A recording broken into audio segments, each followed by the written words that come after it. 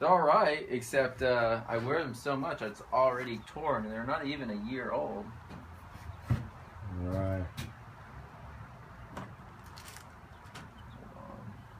How you hanging in there, Eric? I feel good today. I just got back from McCready Hot Springs last night. Ooh, nice.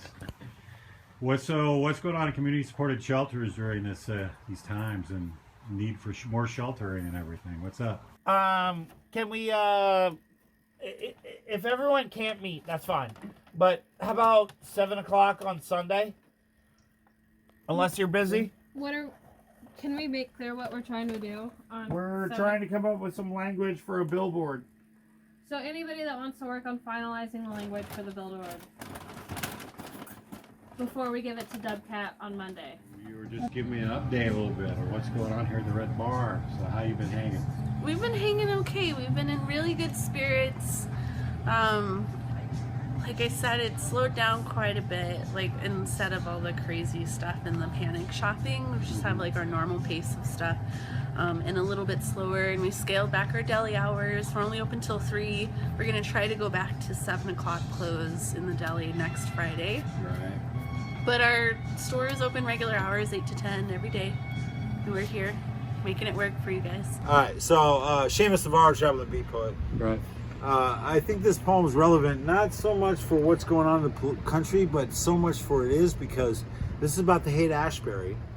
And the Haight-Ashbury is a microcosm of kind of like liberal cities and stuff and the left wing.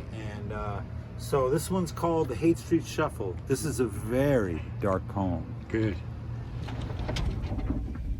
This is Where's an the apartment complex. I think the tree's over there. Oh, a good shot. That was clean, wasn't it? It was pretty clean. It might work. Yeah, if I can isolate it, then I could pull up one of the sides. Today we are just starting the memorial of the property and the trees that are going to be lost when this development happens. Yeah. My understanding is that the media will be here tomorrow, and then also some interviewing and press coverage will happen after this. So we're working with the city on doing what we're calling pop-up pocket sites of 6 tents each. We're working right now with 6 different sites, 6 new sites, maybe 7, maybe 8. We're hoping to open up 10 of them with collaborating with Carry It Forward and Cahoots and us to sort of provide the management and the care of these sites. So what do we got here, Gatsby? Got a perfect spot for some Conestoga huts, I'll tell you that. More. Why not? Kind of doubt the shopping is going to go back to normal on Easter when the president opens everything up. That initial invasion of aggressive spare changing. The age of Aquarius are now complaining from the gentrified comfort of the neighborhood's Victorian townhouses. Their birthrights, boxcar and thumb bum violence. This landmark of runaways and predators, safety pin patchwork and the psychedelic hordes of delusional enraptured, is the promise of shopping cart nut jobs enlightened. And all I have to say about the whole matter is, hey, welcome to your children. Oh, yeah. It is. Yeah. Oh, yeah, it's payday, so it's Right, very it's cool, simple. You got a payday? Today was payday for me. Yeah. Well, are you gonna have another one? Oh, no. Check out all the things in our neighborhood. Like, just look at how quiet it is. It's really interesting.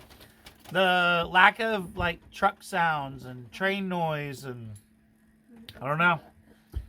It's kind of cool.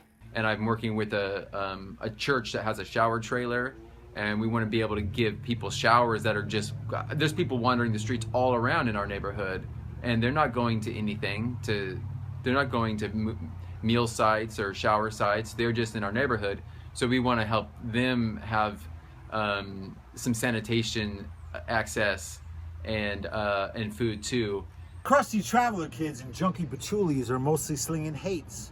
1.6 grams of weed or they're about fluffed up to look like 3.5 in a bag.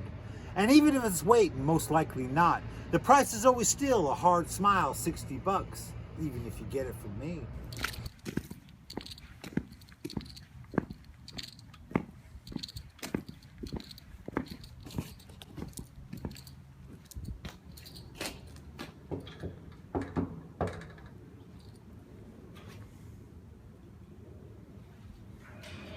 Hey, how you doing?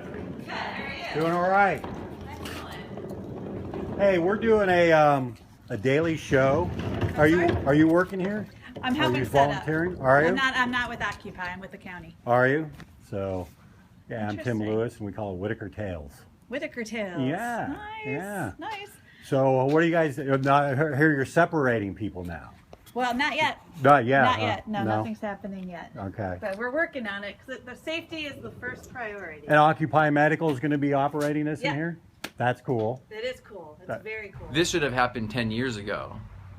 And now everybody wants it overnight. Right. And I'm going to be talking with the city and the county and just giving my input to like, look guys, you know, we've been getting pushed back for years on trying to do something like this.